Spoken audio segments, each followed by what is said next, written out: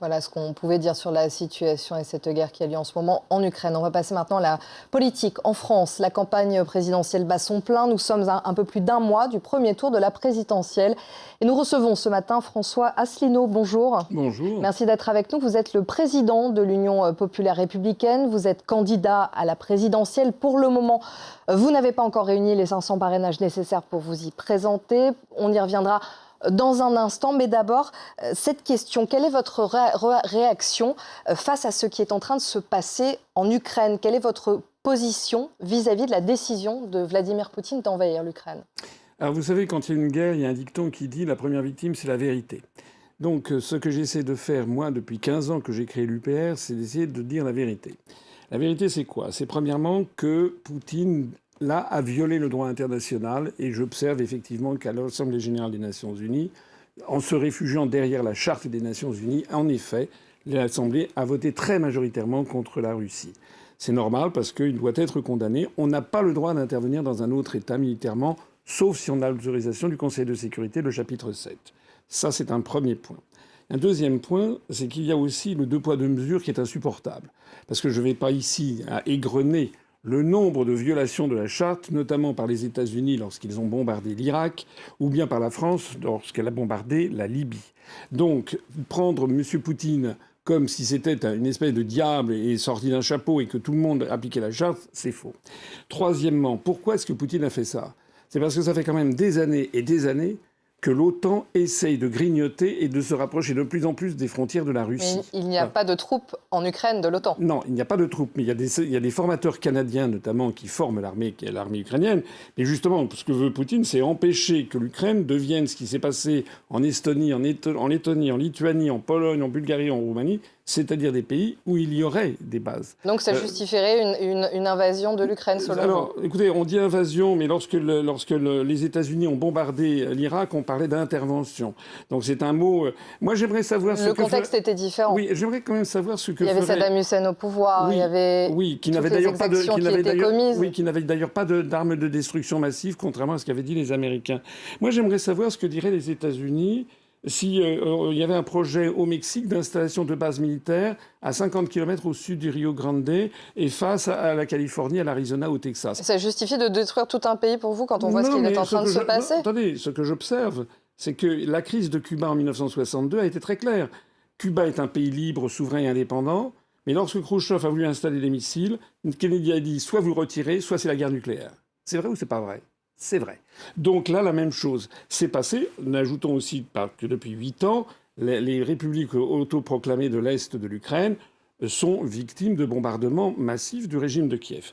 Alors, je ne dis pas ça. Tout ça, c'est vous qui le dites. Hein, non, non, vous avez des confrères qui l'ont dit. Il y a oui, mais ça va dans les deux sens. Oui, oui. Mais en attendant, maintenant, il faut faire quoi? Il faut essayer... Encore une fois, j'ai condamné l'intervention de Poutine, qui est contraire au droit international. Mais le reste n'est pas conforme non plus aux accords qui avaient été passés entre le président Bush père et Gorbatchev au moment de l'effondrement du camp socialiste. Maintenant, il faut faire quoi? Il faut essayer d'amener tout le monde à la raison. On a affaire avec la Russie quand même à la première puissance nucléaire mondiale, avec 6250 ogives nucléaires. Et il a d'ailleurs brandi la menace nucléaire. Absolument. Donc on doit faire attention. D'ailleurs, la France fait attention. L'Union européenne aussi. Parce que lorsque M. Macron dit qu'il réagit, il n'envoie pas de troupes. Et Mme Parly a dit qu'il n'en était pas question en Ukraine. On envoie des troupes en Estonie, en Roumanie. C'est comme si vous aviez un incendie dans un L'Ukraine ne fait pas partie de l'Europe, donc pour l'instant, c'est normal. Pas partie de l'OTAN. Oui, mais si vous voulez... Ni de l'OTAN, ni de l'Europe. Oui, mais ce que demande le régime de Kiev, c'est justement d'avoir un soutien militaire. Or, bien entendu, aucun pays européen, ni aucun pays de l'OTAN Tous les pays européens se sont mis d'accord, pas pour intervenir, mais pour livrer des armes pour le moment. Oui, mais je ne pense pas que ce soit une bonne chose. Parce que ça veut dire qu'on va jeter de l'huile sur le feu. Voilà. On risque d'ailleurs de disséminer des armes dont on ne sait pas ce qu'elles deviendront. Les missiles Stinger, ça peut prendre des années pour essayer de les récupérer ensuite. Donc ça veut dire quoi? Qu'il faut laisser l'Ukraine être assaillie par les bombardements par les Russes sachant qu'on voit tous les jours le peuple ukrainien qui résiste, qui annonce qu'il veut être libre. Je suis d'accord qu'il faut arrêter cette guerre.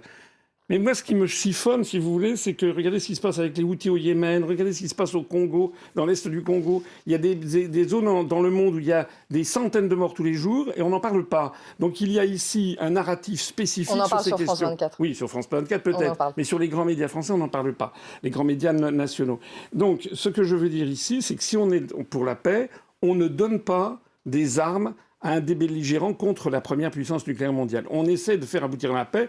Et donc, je pense qu'il faudrait avoir une mission de bons offices, mais qui ne peut pas être remplie par M. Macron, puisque nous faisons partie d'un des deux camps. On fait partie de l'OTAN. Il faut donc qu'il y ait une médiation. Je vois que la Chine s'est proposée comme médiatrice. Ce n'est pas forcément la meilleure des puissances. Il peut y avoir un recours aussi à la Cour internationale de justice pour essayer de mettre autour d'une table. C'est d'ailleurs ce qui se passe, les négociations. Et je pense qu'il y a un point fondamental, en fait. C'est qu'il faut que l'Occident admette que l'Ukraine doit devenir un pays neutre, ne peut pas acquérir... C'est ce que voudrait Poutine, c'est une de ses revendications, mais ce n'est pas ce que veut l'Ukraine. Le temps file, donc on va passer à autre chose, notamment sur la politique française et notamment sur vos parrainages. Vous n'y êtes pas encore, vous avez jusqu'au 4 mars, c'est-à-dire demain 18h, vous y croyez toujours ? Sauf que le 4 mars, c'est la fin des réceptions. Mais le nombre officiel sera connu le 8 mars par le Conseil constitutionnel. Écoutez, on fait tout pour. On a des centaines de militants qui vont voir des maires.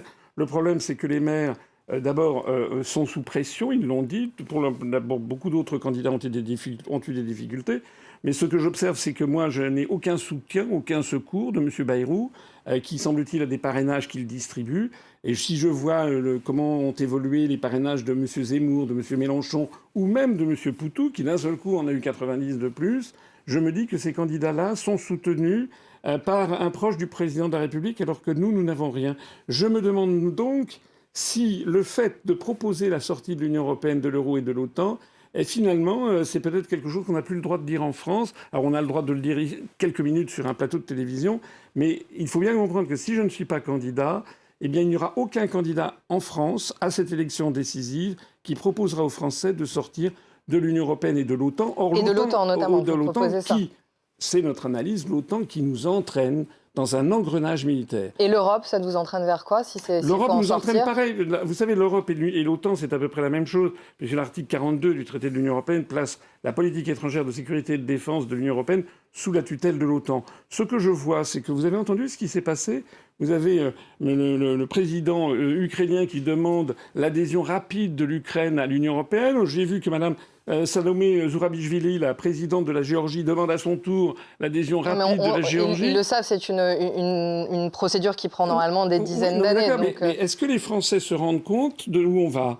Est-ce que les Français sont vraiment d'accord ? Quand on voit l'Union européenne qui s'unit comme elle est en train de le faire vis-à-vis de l'Ukraine... Elle nous entraîne donc vers la guerre. On a dit depuis des décennies aux Français... Mais Emmanuel Macron l'a rappelé hier soir, on n'est pas en guerre. On n'est pas en guerre contre la Russie non plus. Nous ne sommes pas, nous les Français, en guerre. On fournit du matériel militaire à l'Ukraine. Pour aider les Ukrainiens. Voilà, non, c'est pour entrer en guerre avec la Russie. Moi, je croyais que la construction européenne était une œuvre de paix. Si c'était une œuvre de paix, on devrait proposer à la Russie d'entrer dans l'Union européenne. Puisque paraît-il que c'est grâce à l'Union européenne qu'il n'y a pas de conflit entre la France et l'Allemagne.